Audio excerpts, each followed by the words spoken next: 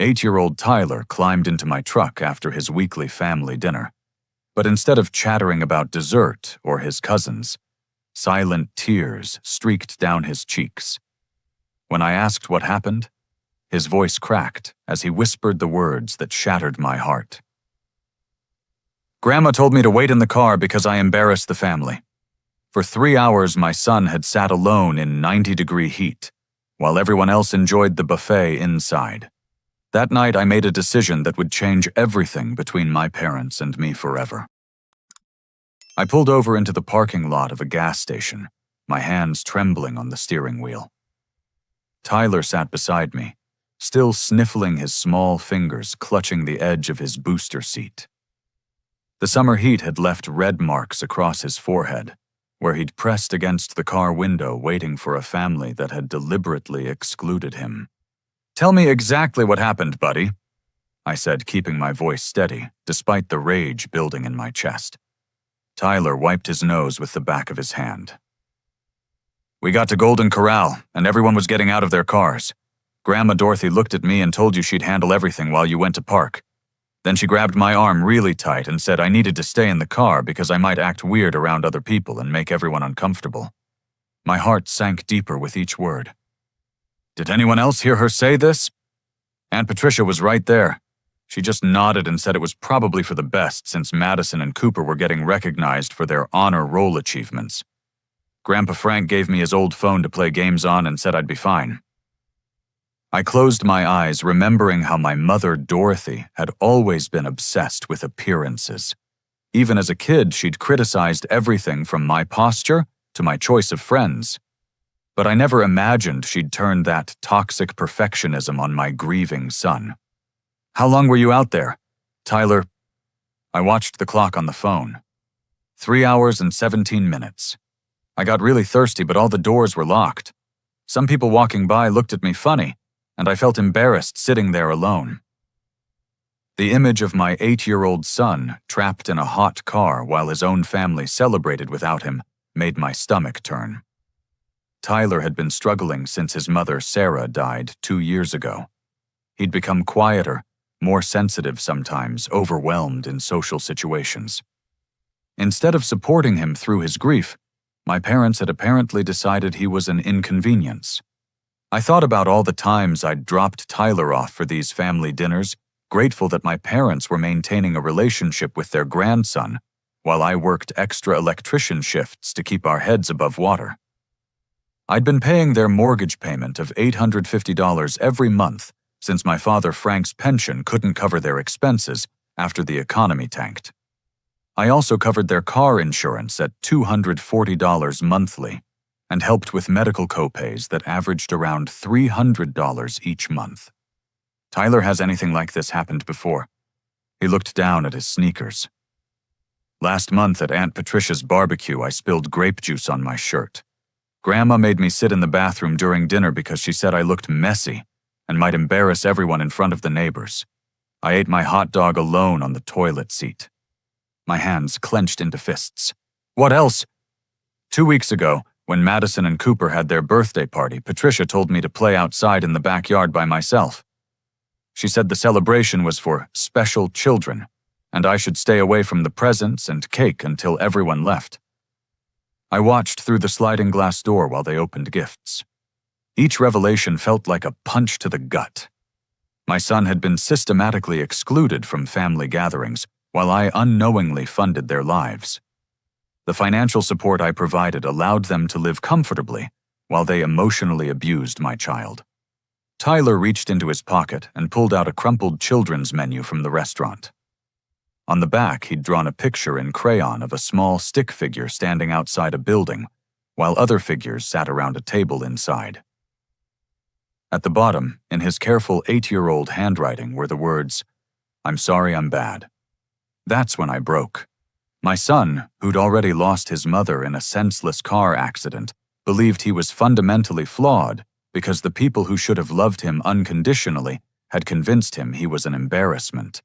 The boy who used to laugh constantly before Sarah's death, who built elaborate Lego cities and told imaginative stories, had been reduced to apologizing for his own existence. I pulled Tyler into a hug, feeling his small body shake against mine. You are not bad, Tyler. You are perfect exactly as you are. What they did to you was wrong, and it's never going to happen again. As I held my son in that gas station parking lot, I realized that my family hadn't just betrayed Tyler. They'd betrayed the memory of Sarah, who would have been horrified to see her child treated this way. The woman who'd dedicated her life to making Tyler feel loved and secure was gone, and her own in-laws had stepped in to tear down everything she'd built. That night, as I tucked Tyler into bed, he asked, "Daddy, why don't they love me like they love Madison and Cooper?" I didn't have an answer that would make sense to an 8-year-old mind. How could I explain that some adults choose cruelty over kindness, that some people mistake control for love? Instead, I promised him that things were going to change, that he would never again have to earn affection from people who should have given it freely.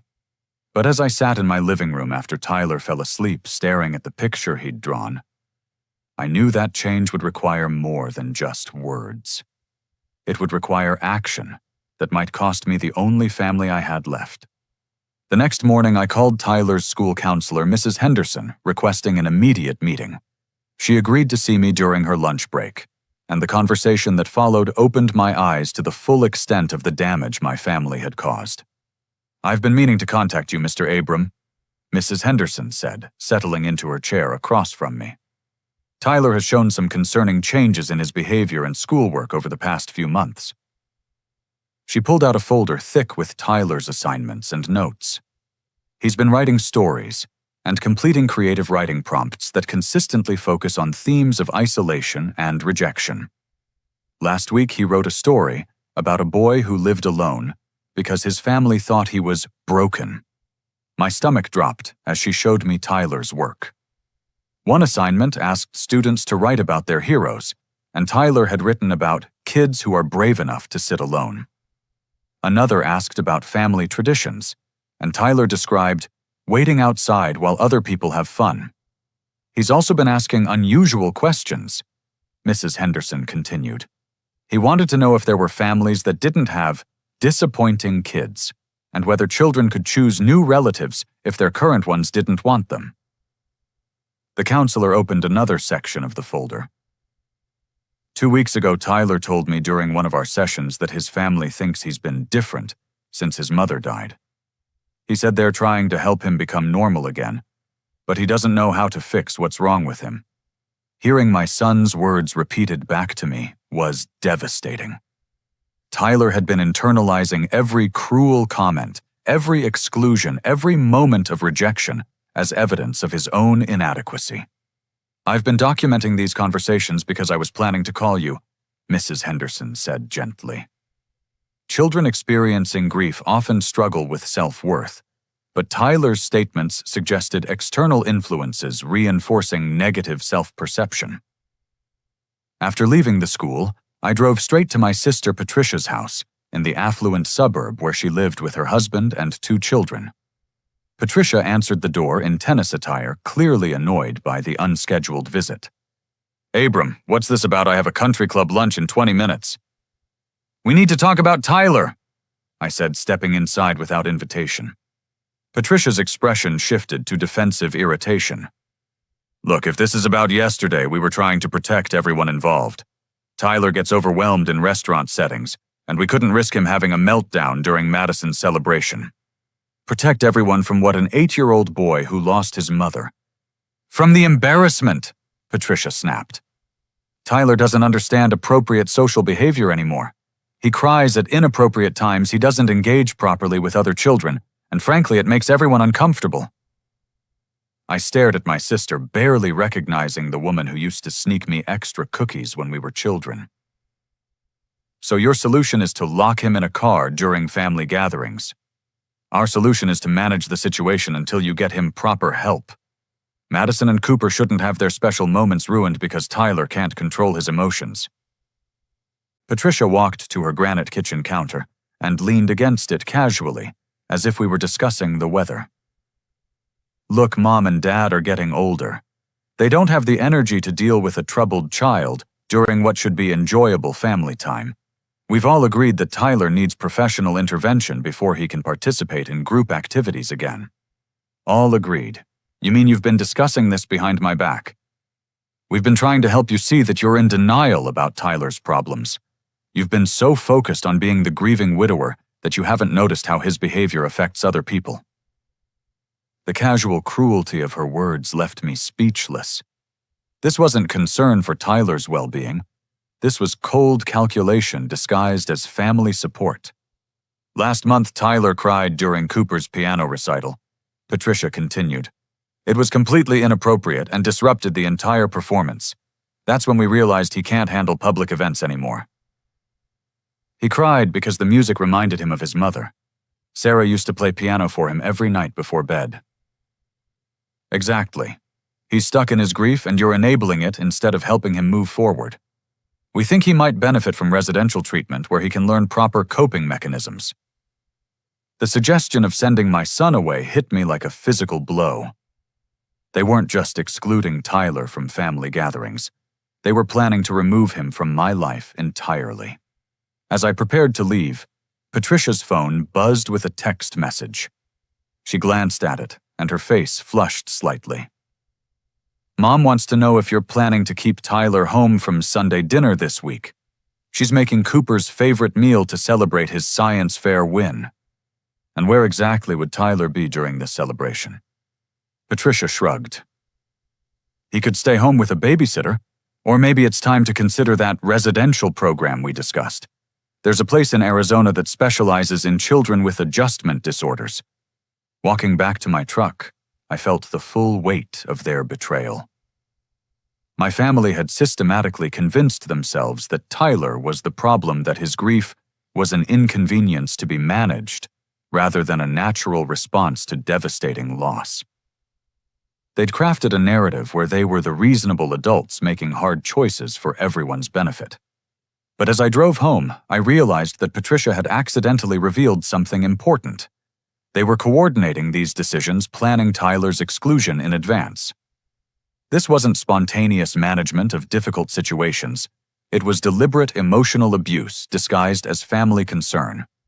That evening, I sat down with Tyler to ask more questions about his experiences with his grandparents and aunt. Each answer revealed another layer of systematic rejection. They'd been training him to accept isolation as normal, to believe that love was conditional on perfect behavior. Tyler mentioned that Grandma Dorothy often said things like, "Maybe next time you'll remember to behave properly," and "Your cousins don't have these problems because they know how to act right." Aunt Patricia had told him that some children need extra help learning how to be part of a family. As I listened to my son recount months of psychological manipulation, I realized that my financial support had been enabling their abuse. Every mortgage payment I'd made had allowed them to maintain their comfortable lifestyle while destroying my child's self-worth. Every insurance premium I'd covered had given them the security to treat Tyler as disposable. The most painful realization was that they'd been using Sarah's death as justification for their cruelty. Instead of helping Tyler navigate his grief, they'd weaponized it against him, treating his sadness as evidence of fundamental brokenness rather than natural human emotion. That night, as Tyler slept, I began planning my response. If my family wanted to treat my son as expendable, they were about to learn that their financial security was equally fragile. 3 days after my confrontation with Patricia, my phone rang during breakfast. The caller ID showed Uncle Robert's number, and I answered expecting casual family conversation. Instead, I found myself in the middle of an intervention I hadn't requested. "Abram, your mother called me about Tyler's situation." Uncle Robert began without preamble. "She's deeply concerned about his behavioral issues and thinks you might need professional guidance to help him through this difficult period." I set down my coffee cup carefully. "What exactly did she tell you about Tyler's behavior?" "Well, she mentioned he's been having emotional outbursts during family gatherings, disrupting special occasions, and showing signs of serious adjustment problems since Sarah passed. Dorothy thinks he might benefit from residential treatment to help him develop better coping mechanisms." Uncle Robert continued with the tone of someone delivering difficult but necessary advice. She's worried that you're too close to the situation to see how much Tyler is struggling. Sometimes grief counseling isn't enough, and children need more intensive intervention. Has Tyler ever displayed problematic behavior when you've been around him? There was a pause. Well, I haven't seen him much lately. Dorothy mentioned he's been too unstable for family visits. But she's his grandmother, Abram. She knows children and she's raised successful kids. If she thinks Tyler needs help, maybe you should consider her perspective. After ending the call, I realized my mother had launched a comprehensive campaign to reframe Tyler's exclusion as necessary medical intervention. She'd positioned herself as the concerned grandmother trying to help a struggling family while painting me as a father in denial about his child's serious problems. Over the next week, the calls continued. Cousin Marcus offered to take Tyler for the summer to give me a break from the stress. Aunt Linda suggested a therapeutic boarding school she'd heard about. Family friend Janet mentioned she'd been praying for Tyler's healing after Dorothy shared his struggles at their book club. Each conversation revealed how thoroughly my mother had seeded the extended family with her version of events. According to Dorothy's narrative, Tyler was severely disturbed, I was overwhelmed and unable to cope, and drastic measures were needed to save us both from a deteriorating situation. The most devastating call came from Sarah's sister, Jennifer, who lived 2 hours away in Sacramento. She'd been trying to maintain a relationship with Tyler since Sarah's death, but her attempts had been systematically blocked. Abram, I've been trying to invite Tyler for sleepovers for months, but your mother told me he's too emotionally unstable for overnight visits. She said his grief counselor recommended limiting disruptions to his routine.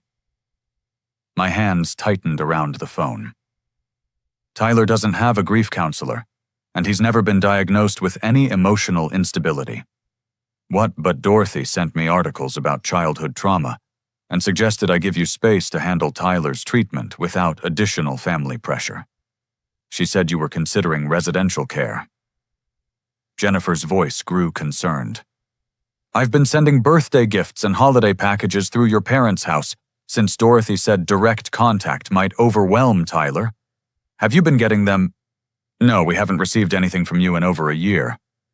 The silence on the line stretched painfully. Abram, I've sent over $2,000 worth of gifts through your mother. Science kits, books, games, clothing. Everything went to their house because Dorothy insisted on screening Tyler's mail for potentially triggering content. As Jennifer described the gifts Tyler had never received, I felt another layer of betrayal settle over me. Sarah's family had been trying to maintain loving contact with Tyler, but my mother had intercepted their efforts while simultaneously telling them that I preferred isolation. There's something else, Jennifer continued hesitantly. Your mother called our church and asked the prayer group to pray for Tyler's mental health recovery. She told them he'd been having violent episodes and that you were struggling to keep him safe. The word violent hit me like a physical blow. Tyler had never shown even a hint of aggression. His response to grief had been withdrawal and sadness, not anger. But Dorothy had chosen the most frightening possible description to ensure maximum sympathy and minimum questioning. She also contacted Tyler's previous teacher from kindergarten claiming she was updating medical records. Mrs. Patterson called me afterward because she was confused. She remembered Tyler as a sweet, quiet child who'd never caused any problems. I hung up from Jennifer's call feeling dizzy with rage. My mother hadn't just excluded Tyler from family gatherings. She'd systematically destroyed his relationships with everyone who might offer him love and support. She'd isolated him from Sarah's family, while simultaneously building a case for his removal from my care. That afternoon, I drove to Tyler's school and requested a meeting with the principal. I needed to know if my mother's manipulation had extended into Tyler's educational environment. Principal Martinez listened carefully as I explained the situation, then pulled Tyler's complete file. No one from your family has contacted us about behavioral concerns, but we did receive a strange phone call about 3 weeks ago. She consulted her notes. A woman claiming to be Tyler's grandmother called asking about incidents involving emotional outbursts or disruptive behavior. She mentioned she was helping coordinate his care and wanted to ensure the school was properly supporting his special needs. What did you tell her? We informed her that Tyler is a model student who's never had disciplinary issues. He's quiet and sometimes seems sad, but his academic performance is excellent, and he gets along well with classmates and teachers. Principal Martinez frowned at her notes. The caller seemed surprised by our response. She asked if we were certain we were talking about the right child and suggested we might not be recognizing signs of underlying problems. The image of my mother questioning Tyler's teachers about non-existent behavioral issues filled me with fury. She'd been building a documentary case against my son, shopping for professional opinions that would support her narrative of his dysfunction. There's one more thing, Principal Martinez said. The caller mentioned that Tyler might need to change schools soon due to his family situation. She wanted to know about transferring his records to a residential facility. Driving home, I realized the scope of my mother's manipulation extended far beyond family dinners. She'd been systematically undermining Tyler's support network while preparing the groundwork for his removal from my custody.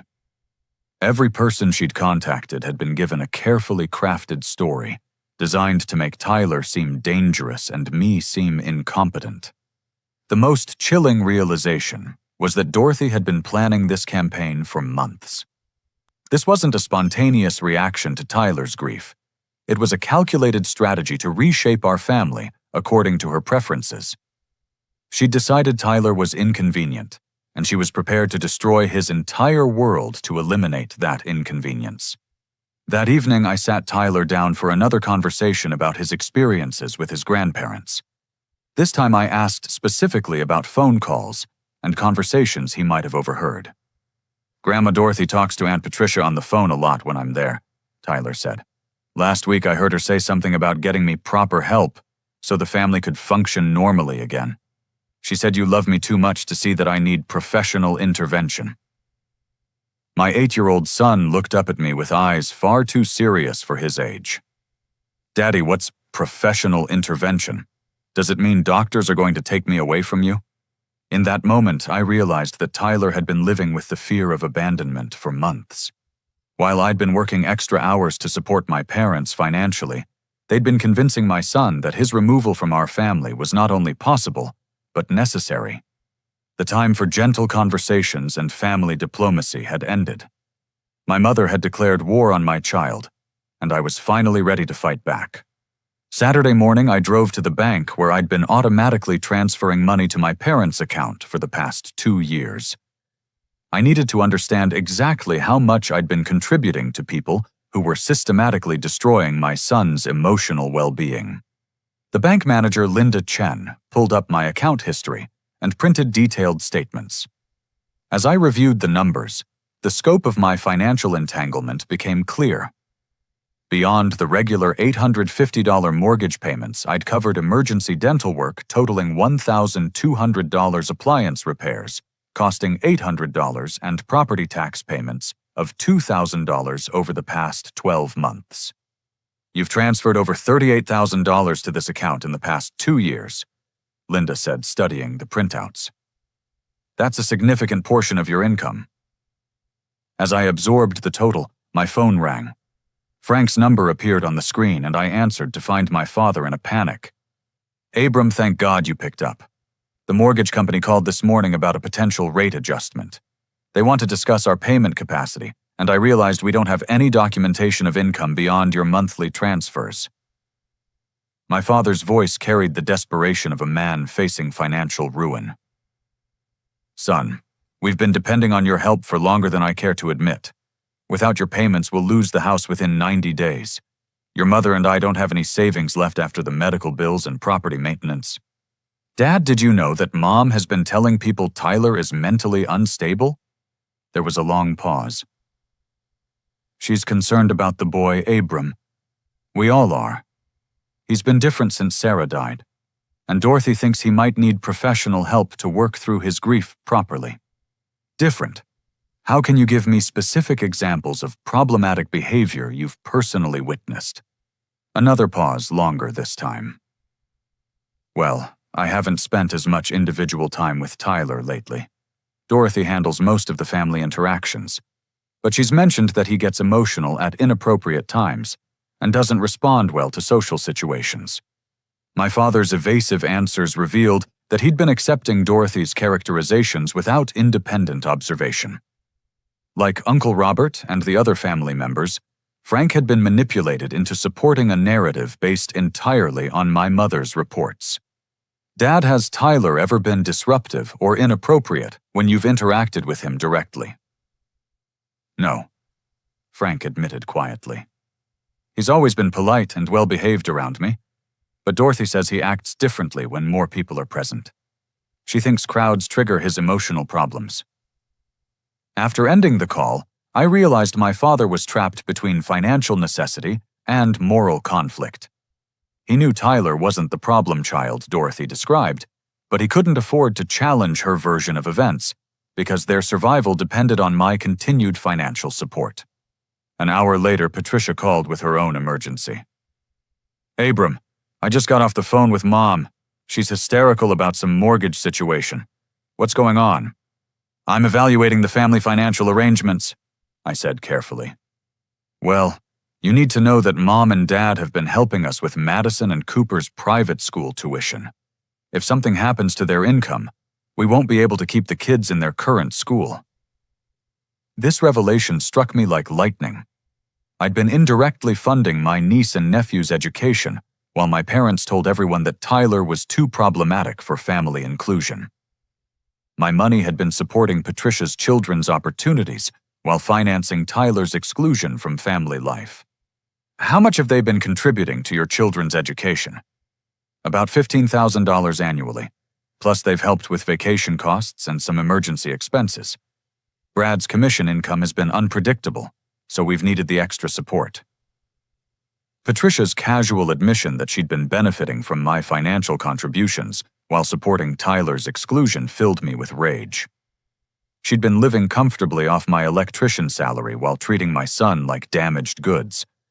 "Patricia, if Mom and Dad can afford to contribute $15,000 to your kids' education, why do they need mortgage assistance from me?" "Because they're using your money to help us," she said, apparently not recognizing the irony. "Look, Abram, we're all family here. Your financial support helps everyone, and everyone contributes according to their abilities. What exactly do you contribute?" Silence stretched across the phone line. Finally, Patricia said, "I contribute by helping Mom and Dad manage family situations that are beyond their capacity, like dealing with Tyler's behavioral issues." The circular logic was breathtaking. I provided money which enabled financial support for Patricia's family, which justified Patricia's authority to exclude my son from family activities, which created the problems that supposedly necessitated my financial contributions. That afternoon, I met with family attorney David Walsh, who specialized in financial disputes and custody matters. Walsh reviewed the documentation I'd gathered and listened to my description of the family situation with growing concern. "Mr. Abram, what you're describing sounds like a coordinated effort to undermine your parental rights while maintaining financial dependency. Your mother's false reports to extended family and school officials could potentially be used to challenge your custody."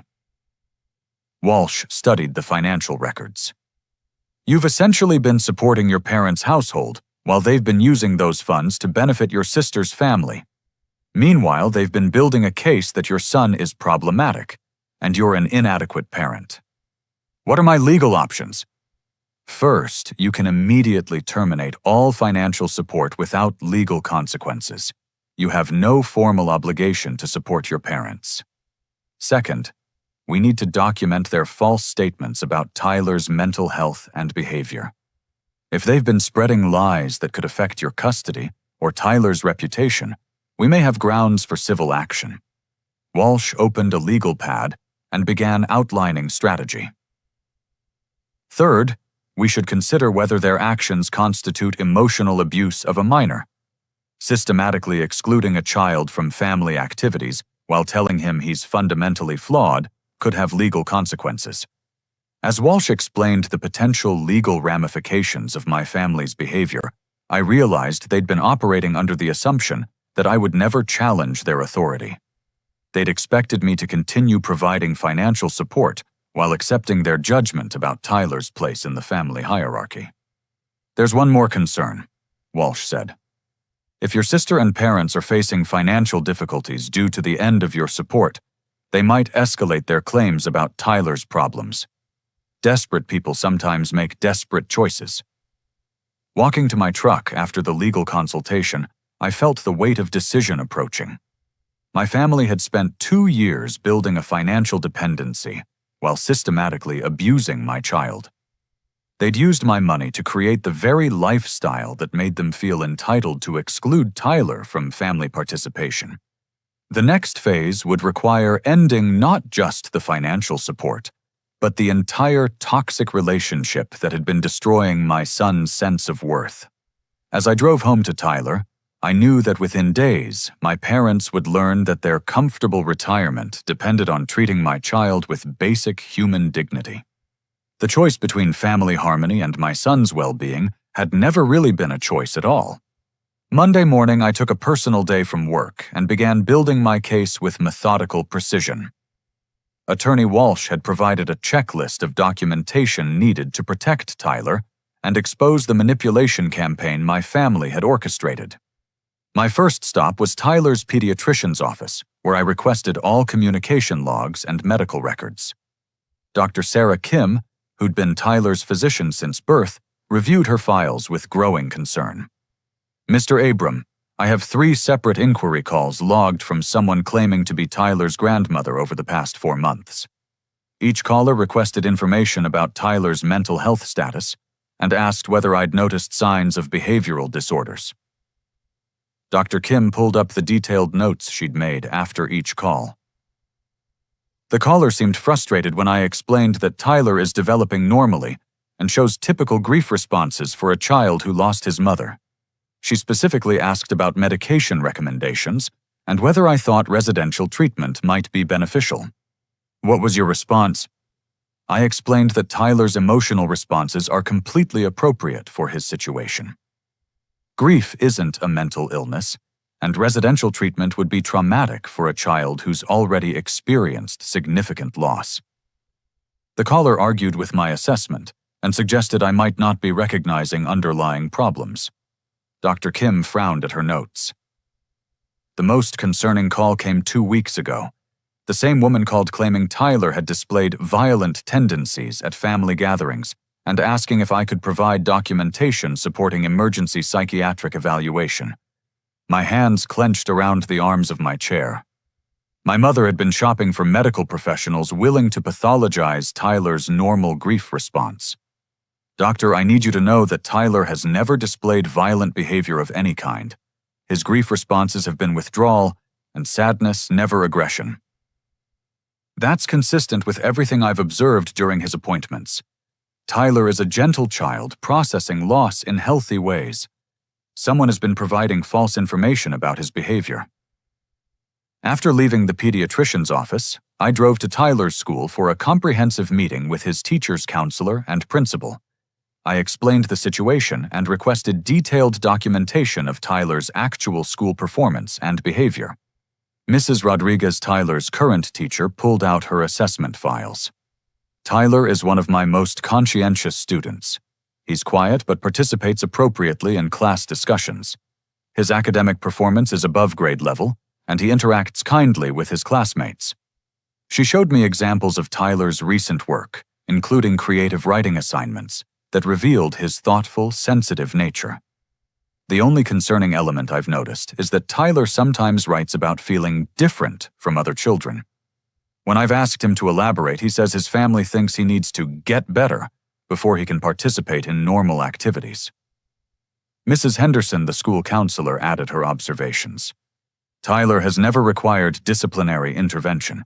His emotional regulation is appropriate for his age and circumstances. If anything, he's remarkably resilient considering his loss." Principal Martinez provided written statements from every teacher who'd worked with Tyler, unanimously describing him as well-behaved, academically capable, and emotionally stable. We'll provide whatever documentation you need to counter false claims about Tyler's school behavior. My next stop was Sarah's sister Jennifer's house in Sacramento. I'd called ahead to explain the situation, and Jennifer had prepared a comprehensive file of evidence showing my mother's interference in their relationship with Tyler. I saved every text message and email from your mother over the past 18 months. Jennifer said, spreading printouts across her dining room table. Look at the progression of her stories. The messages showed a clear pattern of escalation. Initially, Dorothy had simply suggested that Tyler needed time to adjust before visiting Sacramento. Within months, her messages described Tyler as struggling with behavioral issues that made travel inadvisable. By this year, she was claiming Tyler had been diagnosed with severe adjustment disorder and required controlled environment protocols. She convinced us that maintaining distance was therapeutic for Tyler, Jennifer said. We stopped pushing for visits because we thought we were helping his recovery process. Jennifer showed me photographs of the gifts she'd sent through Dorothy's house gifts Tyler had never received. Science kits, books, art supplies, and clothing totaling thousands of dollars had been intercepted and presumably discarded.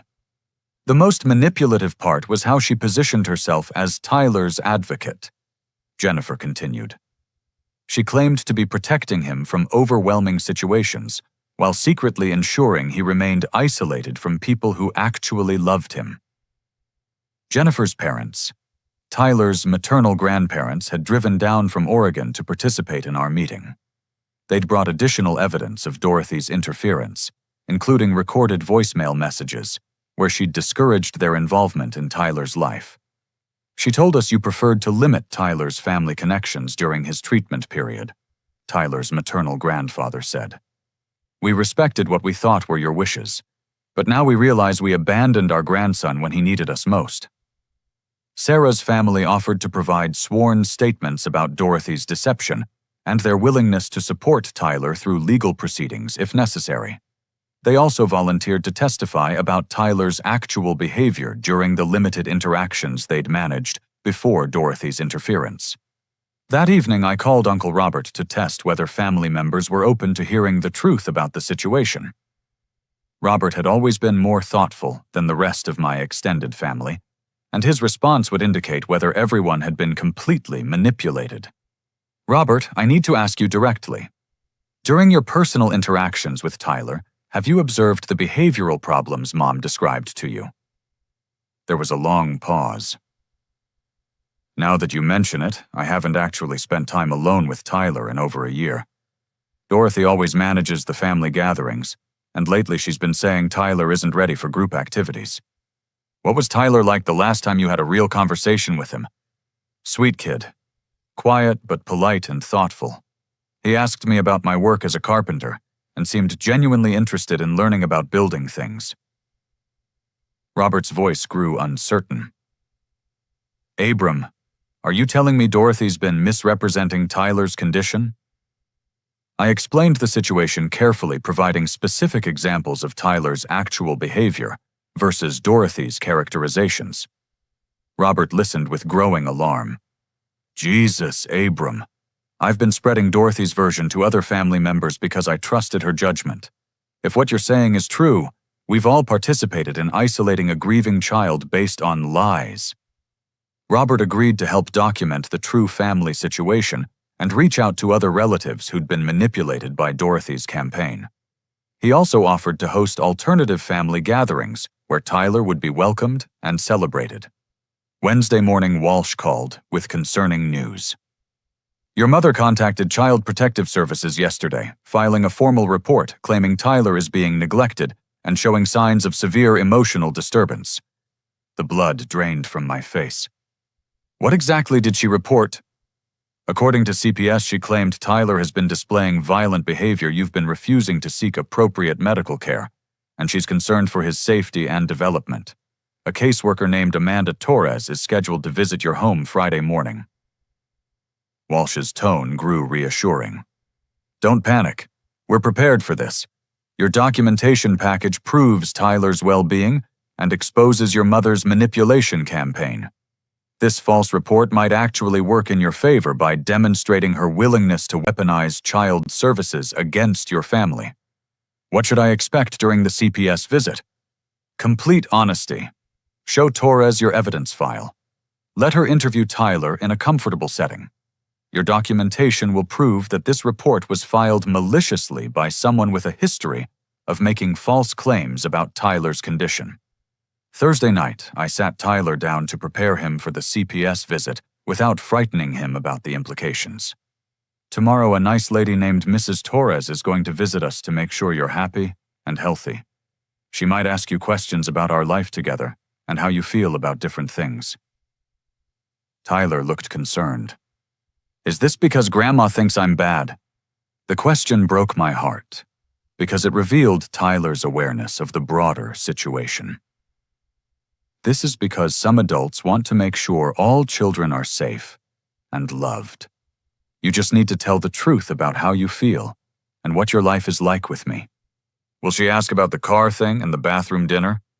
She might ask about your experiences with different family members. Just tell her exactly what happened, okay? As Tyler went to bed, I realized that Friday's CPS visit would determine whether my family's manipulation campaign succeeded in destroying our life together. Everything I'd worked for since Sarah's death, every effort to create stability and love for my son, hung in the balance of one interview with a stranger who held the power to tear us apart. But as I reviewed the evidence file Walsh and I had compiled, I felt confident that the truth would prevail. Tyler's teachers, doctors, counselors, and Sarah's family all provided consistent testimony about his well-being and my competent parenting. Meanwhile, Dorothy's claims would crumble under professional scrutiny because they were based on deliberate lies rather than observed reality. The war my mother had started was about to end, but not in the way she'd planned. Friday morning arrived with unusual clarity, as if the universe had decided to provide perfect conditions for the most important conversation of my life. Amanda Torres arrived at our house at 10 o'clock. Sharp, a professional woman in her 40s, carrying a briefcase and wearing an expression of careful neutrality. Mr. Abram, thank you for accommodating this visit. I'm here to follow up on a report we received expressing concern about Tyler's well-being. I'd like to start by speaking with you privately, then meet with Tyler and finally observe your home environment. I led Torres to our living room, where I'd arranged the comprehensive documentation file Walsh and I had compiled.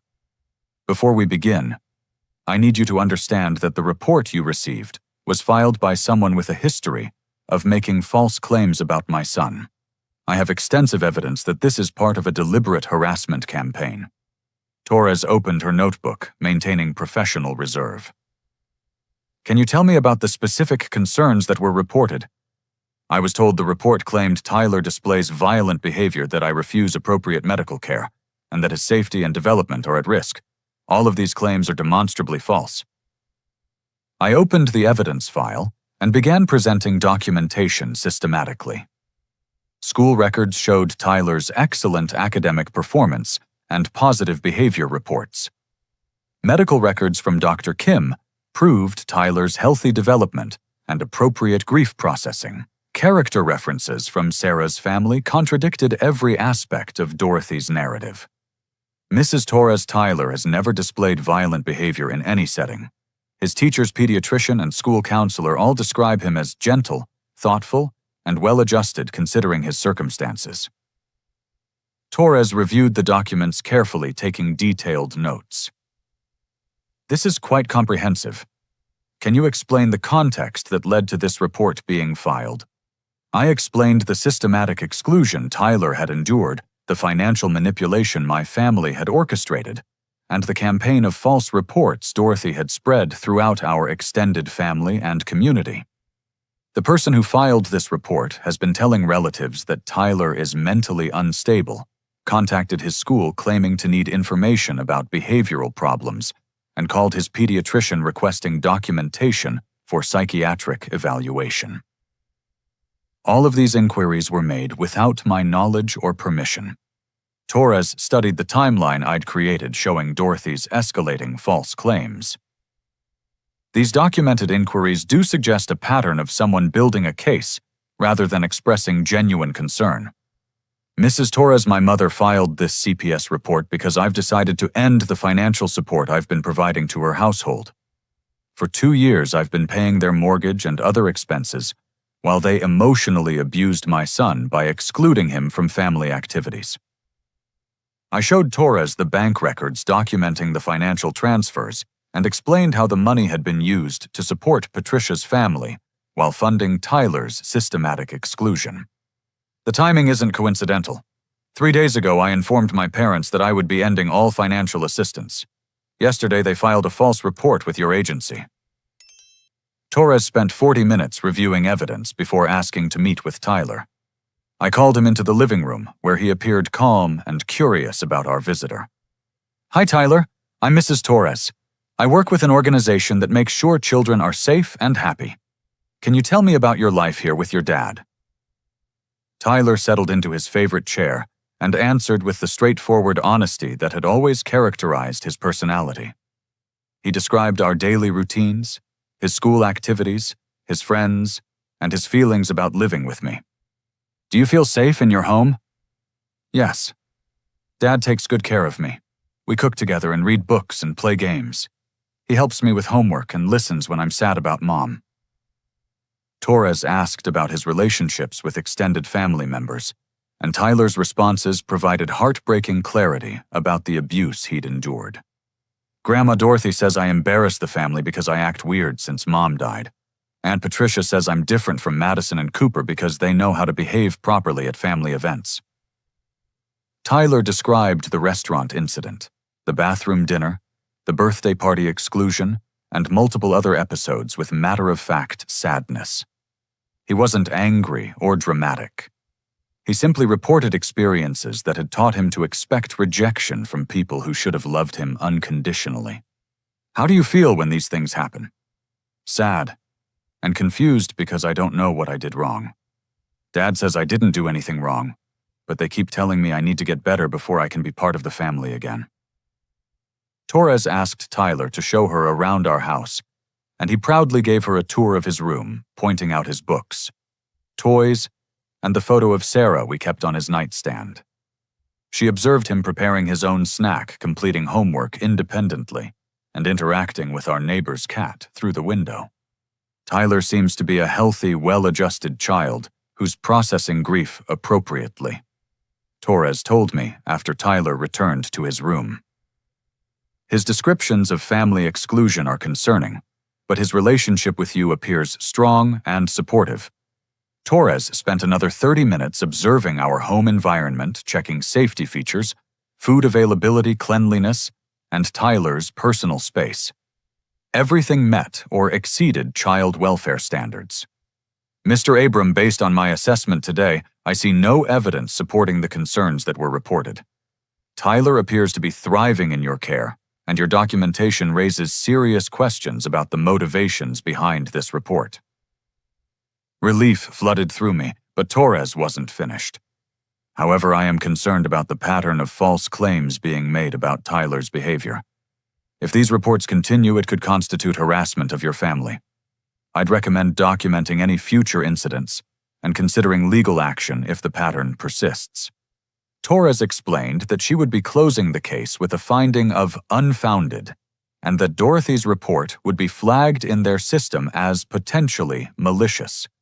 If future reports were filed by the same person, they would be viewed with extreme skepticism. I'll also be contacting the reporting party to discuss our findings and make clear that filing false reports is a serious offense that can result in criminal charges. After Torres left, I called Walsh to report the successful resolution of the CPS investigation. He was pleased but warned that Dorothy's desperation might lead to escalation. "People like your mother don't accept defeat gracefully. When manipulation fails, they sometimes resort to more extreme measures. Be prepared for her to increase pressure on family members or attempt more dramatic interventions." That afternoon, my phone began ringing with calls from family members who'd apparently been contacted by Dorothy in a panic. She was mobilizing everyone she'd previously manipulated, trying to convince them to pressure me into maintaining financial support. Uncle Robert called first. Dorothy reached out saying you're having some kind of breakdown and making irrational decisions that will hurt the whole family. She wants me to organize an intervention. What did you tell her? I told her I'd spoken with you recently and you seemed completely rational. I also mentioned that you'd raised some concerning questions about Tyler's treatment. She got very defensive and hung up. Patricia called an hour later, her voice shrill with panic. Mom says you're destroying the family over imaginary problems with Tyler. She thinks you might be having a mental health crisis and need professional help. Patricia, a CPS caseworker, spent 3 hours investigating Tyler's welfare today. She found no evidence supporting any of the concerns your mother reported. In fact, she expressed concern about the pattern of false claims being made against our family. The silence that followed was telling. Patricia hadn't expected the CPS investigation to exonerate me completely. Look, maybe we all overreacted about Tyler's behavior, she said finally. Kids go through phases, and he's probably growing out of whatever issues he was having. Can't we just go back to normal family activities? Normal for whom Tyler spent 3 hours locked in a car while you celebrated Madison's achievements. That's not normal. That's abuse. Don't be so dramatic. We were trying to manage a difficult situation. Maybe we made some mistakes, but we can do better going forward. Patricia's attempt to minimize months of systematic exclusion as mistakes revealed that she still didn't understand the severity of what they'd done to Tyler. That evening, Tyler asked about the day's events. Was Mrs. Torres checking to see if I'm as bad as Grandma says? Mrs. Torres was making sure you're safe and happy. She told me you're a wonderful boy who's doing great despite missing Mom so much. Tyler thought about this for a moment. Does this mean I don't have to sit in cars anymore during family dinners? You're never going to be excluded from anything because of who you are. If people can't accept and love you exactly as you are, then we'll find people who can. As Tyler went to bed, I realized that tomorrow would bring the final confrontation with my parents. The CPS investigation had failed, their manipulation campaign was unraveling, and their financial security was about to disappear. Dorothy's last card had been played and lost. Now she would learn that the price of abusing my child was losing everything I'd been providing to make her comfortable retirement possible. Saturday morning, I drove to my parents' house carrying a folder containing bank statements, a letter from Attorney Walsh, and copies of all the documentation that had proven Tyler's well-being to CPS. The autumn air felt crisp with possibility, and for the first time in months, I felt completely certain about the path forward. I knocked on their front door and waited calmly as Dorothy answered, her face immediately shifting to defensive anger when she saw me. Abram, if you're here to cause drama about yesterday's misunderstanding with that government woman, I don't want to hear it. We were only trying to help Tyler get the support he needs. May I come in? We need to discuss the financial arrangements and your relationship with Tyler. Dorothy stepped aside reluctantly, and I found Frank sitting at their kitchen table reading the newspaper. He looked up nervously as I entered, clearly aware that this conversation would determine their immediate future. Dad, Mom, I'm here to inform you that I'm ending all financial support effective immediately. No more mortgage payments, insurance premiums, medical copays, or emergency assistance. The color drained from Dorothy's face. You can't be serious. We depend on that money to survive. Your father's pension barely covers our basic expenses. You should have considered that before systematically abusing my son and filing false reports with Child Protective Services. I opened my folder and placed the CPS case closure document on their table. Mrs. Torres spent 3 hours investigating Tyler's welfare yesterday. She found zero evidence supporting any of your claims. In fact, she expressed concern about the pattern of false reporting and warned that future incidents could result in criminal charges. Frank picked up the document with shaking hands.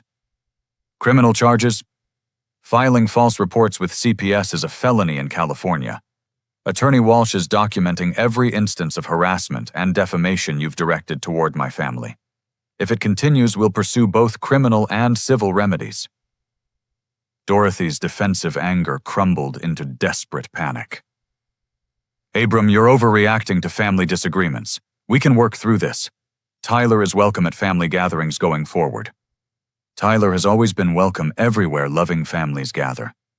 The problem was never with Tyler's behavior. It was with your decision to treat a grieving child as an embarrassment to be hidden away. I pulled out copies of the school records, medical reports, and character references that had been presented to CPS.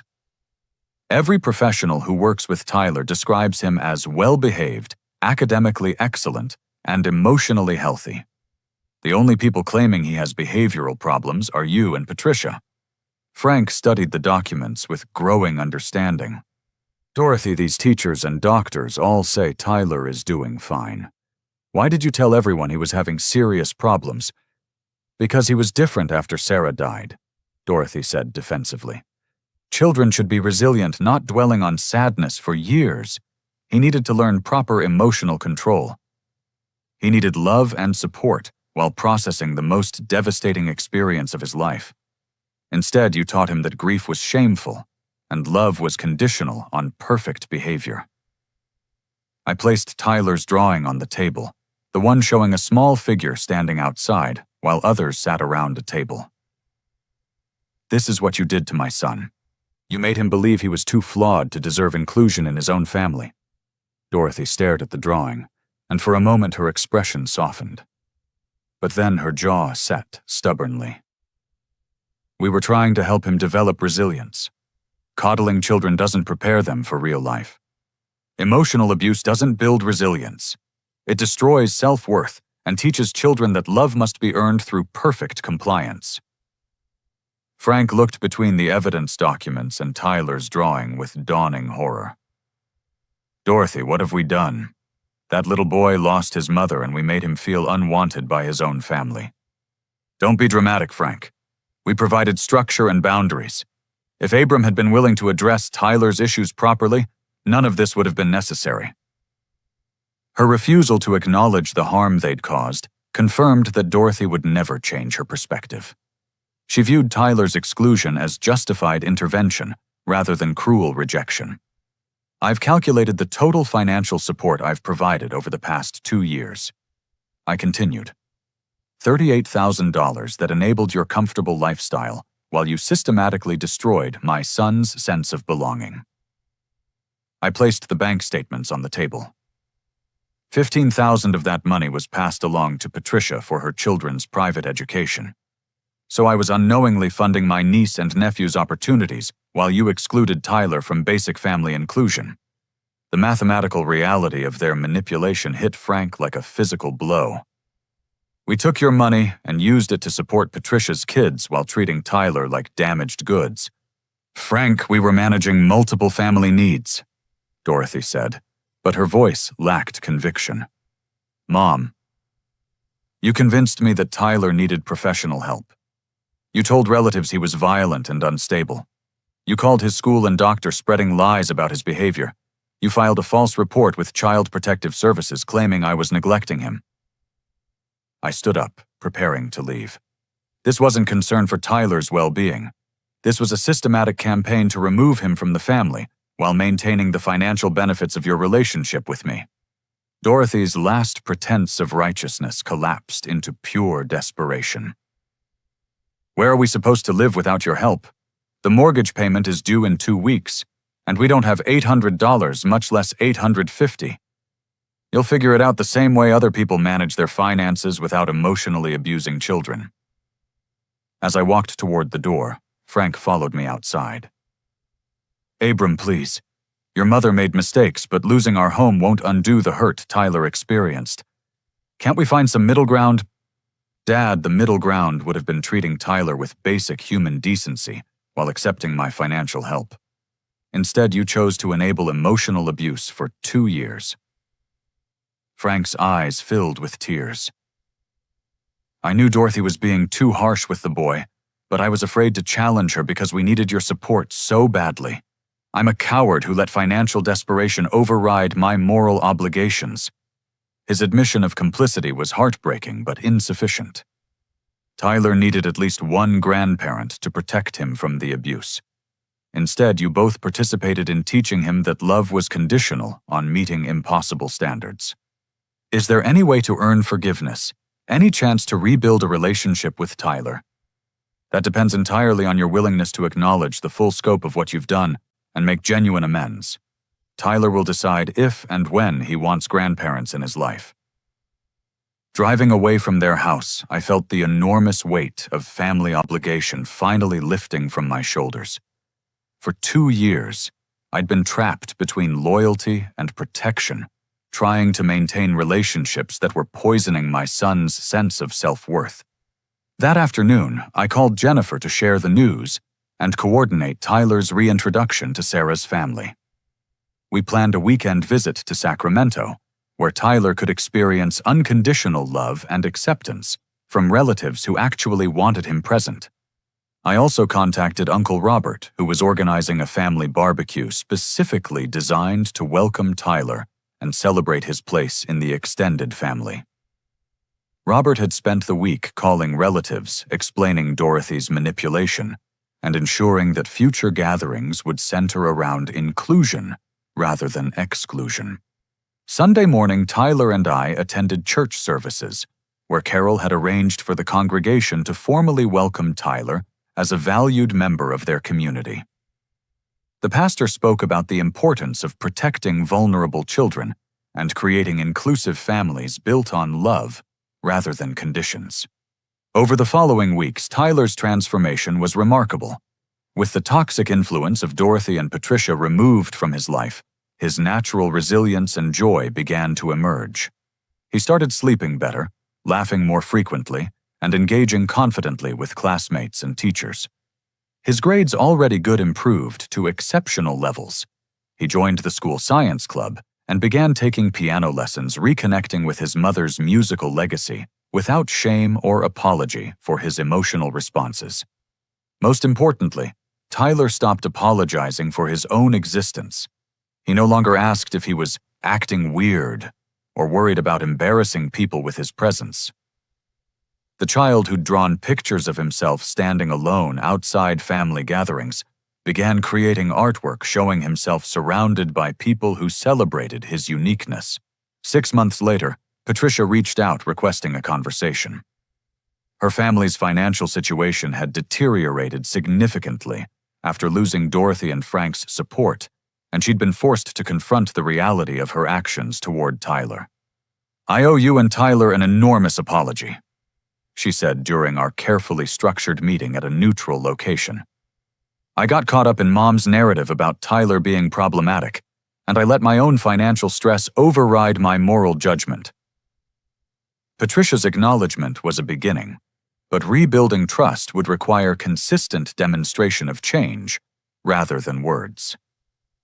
Tyler would decide if and when he wanted a relationship with his aunt, and that decision would be respected regardless of family pressure. Meanwhile, Dorothy and Frank's situation had stabilized at a much lower standard of living. They'd downsized to a small apartment and learned to live within their actual means. Dorothy continued to maintain that her treatment of Tyler was justified, but Frank had begun therapy to address his role in enabling the abuse. A year later, Tyler stood before his 4th grade class presenting his family tree project. Instead of apologizing for a complicated family situation, he proudly described the network of love and support that surrounded him: his father, Sarah's family, Uncle Robert's branch of the paternal family church community members, and neighbors who'd become chosen family. "Some people think families have to look a certain way," Tyler said with confidence that would have been impossible 2 years earlier. "But I think families are just groups of people who love each other no matter what." That evening, as I tucked Tyler into bed, he asked, "Dad, do you think Mom would be proud of how we handled everything with Grandma Dorothy? I think Mom would be amazed by your strength and proud of the kind, thoughtful person you're becoming, despite facing such difficult challenges." Tyler smiled with the quiet confidence of a child who knows he's unconditionally loved. "I'm glad we chose the people who choose us back. The journey from that tearful evening in the gas station parking lot to Tyler's confident self-acceptance had required the most difficult decision of my life. Choosing my son over family loyalty protection, over financial security, and truth over comfortable lies had seemed impossible at the time. But watching Tyler thrive in an environment built on authentic love, rather than conditional acceptance, I realized that some choices aren't really choices at all.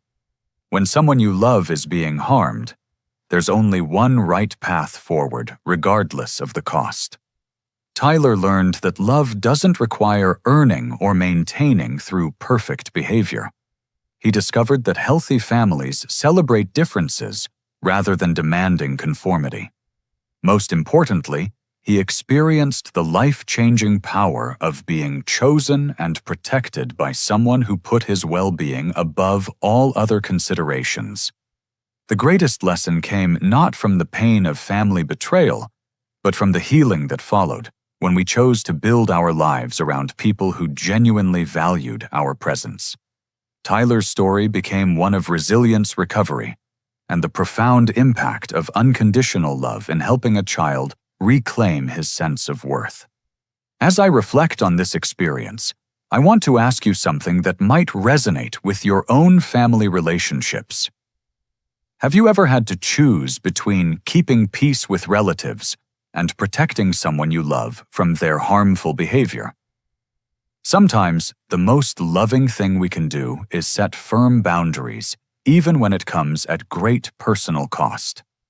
Your thoughts and experiences matter, so please share them in the comments below.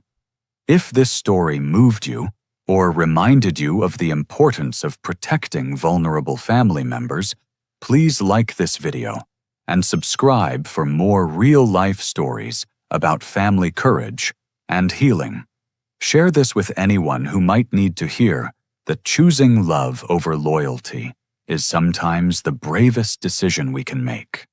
Thank you for listening, and remember that every child deserves to be celebrated exactly as they are.